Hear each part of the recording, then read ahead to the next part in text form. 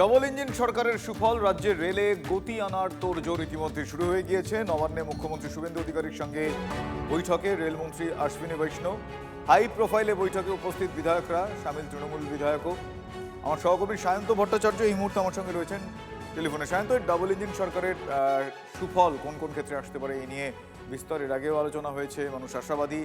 এই বৈঠকে আজকে মূলত কোন কোন বিষয়গুলো, মানে নতুন প্রকল্প এবং যে সমস্ত প্রকল্পগুলো পেন্ডিং, সেই যাবতীয় বিষয়ে আলোচনা হবে?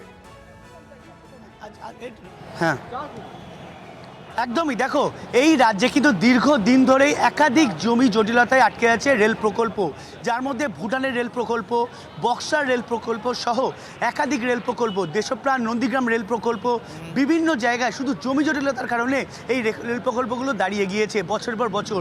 সেই যাবতীয় বিষয় নিয়ে কিন্তু আজ এই উচ্চ পর্যায়ের বৈঠক বলা চলে।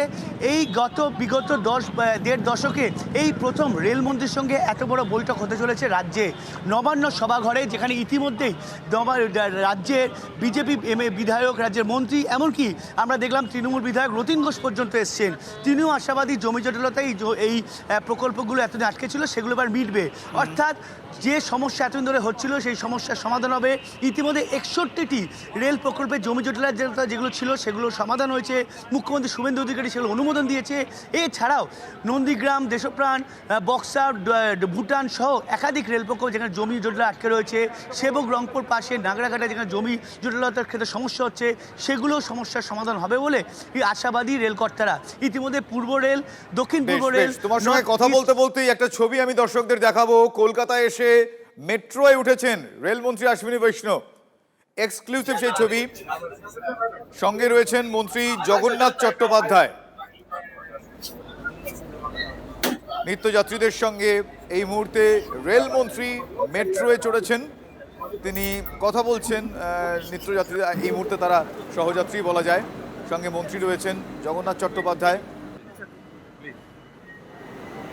যে বিষয় নিয়ে কথা বলছিলাম আমি কিছুক্ষণ আগে আমার সহকর্মী সায়ন্ত ভট্টাচার্যের সঙ্গে, ডবল ইঞ্জিন সরকারের সুফল, রাজ্য রেলে গতি আনার তোড়জোড়, আমার সহকর্মী সায়ন্তর কাছ থেকে আরও একবার এই বিষয়ে কথা বলবো। সায়ন্ত, তোমার সঙ্গে কথা বলতে বলতে সেই ছবি আমরা দেখাচ্ছি দর্শকদের, তুমিও যেমনটা কিছুক্ষণ আগে বলতে শুরু করেছিলে, আমি আরও একবার বলবো একটু কন্টিনিউ করো, কারণ এই ছবি দেখা যাচ্ছে ডবল ইঞ্জিন সরকারের সুফল আসবে হয়তো, তার কারণ রেলমন্ত্রী তিনি এই মুহূর্তে মেট্রোয়ে চড়েছেন। আরও বেশ কিছু গুরুত্বপূর্ণ বৈঠকে আজকে কী কী আপডেট একটু ডিটেইলে বলো।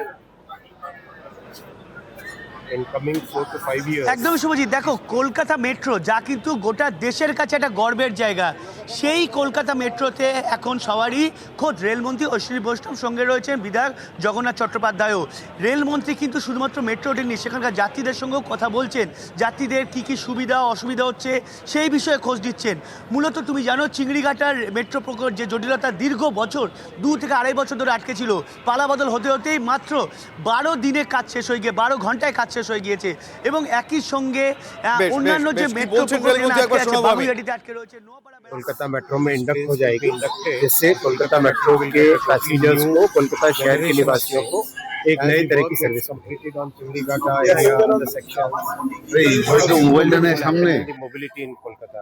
कोलकाता शहर के अंदर मोबिलिटी को इम्प्रूव करने के लिए बहुत सारे प्रयास चल रहे हैं, जैसा चिंगड़ीघाटा और बाकी सब जगह जैसे जैसे प्रोजेक्ट्स आगे बढ़ते जाएंगे, कोलकाता शहर के अंदर मोबिलिटी बहुत बढ़ेगी।